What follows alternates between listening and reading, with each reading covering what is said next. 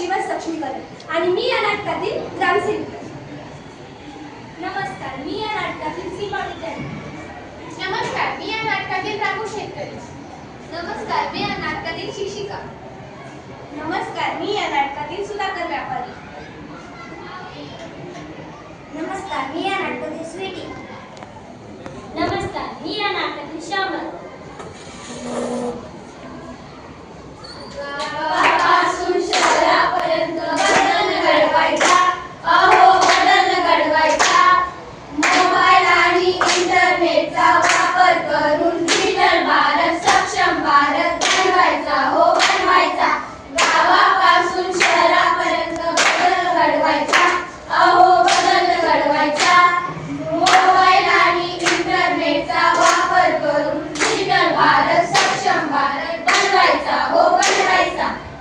ही गोष्ट आहे एका अशा गावाची. तिथे डिजिटल भारताचा सुगंध पोहोचला आहे, पण अजूनही काही लोक तंत्रज्ञानापासून दूर आहेत. आपण मोबाईलवरून फोन पे, पेटीएम करू शकतो. किराणा, भाजीपाला, कपडे घरी मागू शकतो. यामुळे आपला वेळही वाचतो आणि आपण कमीत कमी वेळात जास्तीत जास्त कामे करू शकतो.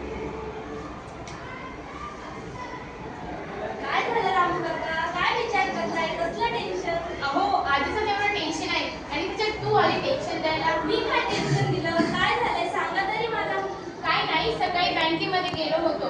2 तास रांगेत उभा राहून सुद्धाही फॉर्म भेटला नाही. त्यामुळे पूर्ण शेतीचं काम अडलं. अहो, एवढा कसला ताण घेताय? डिजिटल भारत आहे ना. आता हे काय नवीन? अहो, डिजिटल भारतामुळे आपल्या वेळेची आणि आपल्या पैशांची बचत होते. अहो बुवा, ते काय असतं, कसं असतं? आता शहरातल्यांची कामे आम्हाला कशी कळेल? अहो, शहरातलं जर आपण समजून नाही घेतलं, बाहेर काय चालू आहे जर आपण बघितलं नाही तर कसं काय आपल्याला समजणार? पण मला कसं कळेल आता ते? चला आपण ग्रामपंचायत. हो हो, चला.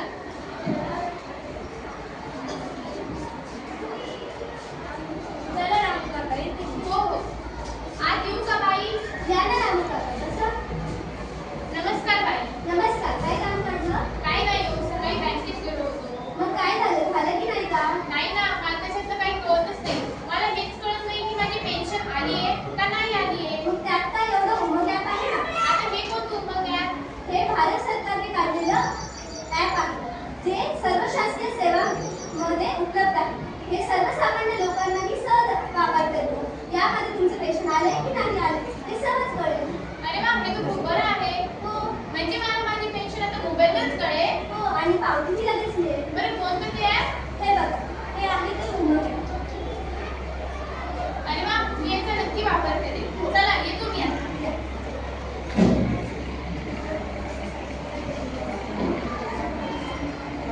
आज येऊ का? या ना रामू काका. काय काम काढलं? काय नाही हो, ते बियाणे पाहिजे होते. कसले बियाणे? आजपासून नवीन बियाणे काढले आहे. अहो, कसले नवीन? ते आपले जुने बियाणे. हो, नवीन बियाणे म्हणजे आधुनिक प्रक्रिया केलेली बियाणे. हो का? मग तेच द्या. हे घ्या. हे घ्या. माझ्याकडे सुद्धा पैसे नाहीये. मग आता? हे तुम्ही फोन पे करून द्या. आता हे फोन पे काय आहे? फोन पे म्हणजे हे बघा ते हे आहे ते. हे बघा, हे आहे ते. त्यामुळे आपल्याकडे पैसे नसले किंवा सुट्टी नसले तर आपण एकमेकांना फोन पे ट्रान्सफर करू शकतो. अरे वा, आता तर हे खूपच सोपं झालेलं आहे. म्हणजे आपण घरी बसल्या बसल्या पण एकमेकांना पैशांची देवाणघेवाण करू शकतो. हो. चला, मी येतो आता, खूप उशीर झालेला आहे. आत्ताचा प्रसंग घरात.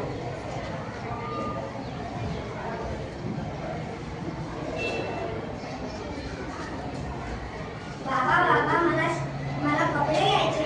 अगं मुले, शेतातील काम खूप आहे, मला वेळच नाहीये. नाही माता, माझी 2 दिवसांनी सहल आहे. मला कपडे पाहिजे. अगं, शेतातील काम खूप आहे, मला वेळच नाहीये. शेतातील काम खूप आहे. नाही, मला कपडे घ्यायचे म्हणजे घ्यायचे. अगं, शेतातील काम, पेरणी करायची, खुरपणी, मला खूप काम आहे, मला वेळच नाहीये. पण मग माझी आता सहल आहे, मग मी काय करू? अगं, वेळच नाही, शेतातील काम खूप आहे. काय झालं? बघ ना ताई, बाबा मला कपडे घेऊच नाही देते. अगं, शेतातील काम इतके आहे, मला वेळच नाहीये. त्यात काय एवढं? आजकाल मोबाईलवर एवढे सगळे ॲप आहेत, त्यामुळे आपण घरी बसल्यावरच कपडे मागवू शकतो. हे बघा, मी तुम्हाला आता हे Amazon ॲप दाखवते. त्यामध्ये तुला जसे पाहिजे तसे कपडे मिळू शकतात. बघ, तुला कसा ड्रेस पाहिजे? मला हा शर्ट आवडला. ठीक आहे, तर मग आपण आता याला बुक करून टाकू. आणि आपण याच्यामध्ये फक्त कपडेच नाही तर आपल्याला पाहिजे त्या वस्तू मागू शकतो. हो, म्हणजे मला आता कपडे मिळतील. ये, मला कपडे मिळणार. आत्ताचा प्रसंग बघितला.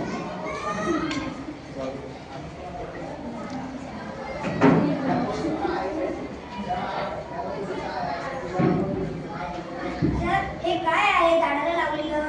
हाय, हे झाडाला लावलेलं QR कोड म्हणजेच क्विक रिस्पॉन्स कोड. पण याचा उपयोग काय आहे? याचा उपयोग आपण याला स्कॅन करून ते झाडाचं नाव काय, त्याची जात व प्रजात कोणती हे याच्यावर आपल्याला सर्व समजतं. आपण फक्त झाडाचं समजू शकतो की आणखी कोणत्या गोष्टीचं सुद्धा? हो, आपण खूप साऱ्या गोष्टींचा QR कोड घेऊन आपण त्याच्याविषयी माहिती जाणून घेऊ शकतो. मॅडम, आता आम्ही घरी गेल्यावर नक्की हे करून पाहू. हो, चालेल. आत्ताचे प्रसंग शाळेत.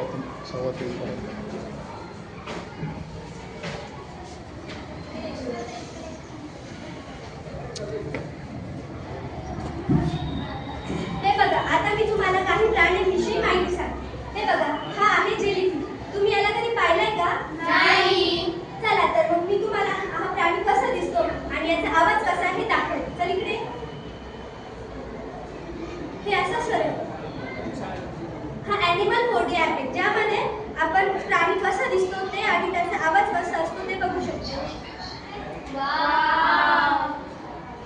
आणि आपण फक्त हेच नाही तर अजून सुद्धा काही प्राणी बघू शकतो. तुम्हाला बघायचे? हो. चल इकडे.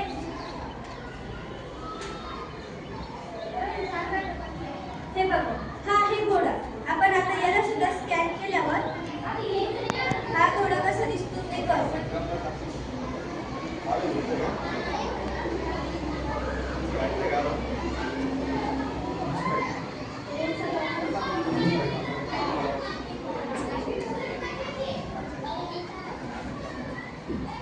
आपण हे असं एकट्याच प्राण्याला करू शकतो का? सगळे प्राणी सोबत झाल्यानंतर आपण असं करू नाही शकत का? चल इकडे, आपण याचं डायरेक्ट आता प्रात्यक्षिक शिकू.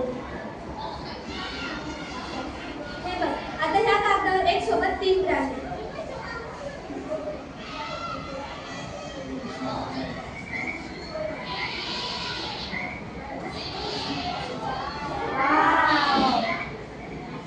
हे खूप सुंदर आहे. हो, आणि तुम्ही याला तुम्हाला जे पाहिजे ते प्राणी फोटो टाकून बघू शकता. आजचा तास खूप सुंदर झाला.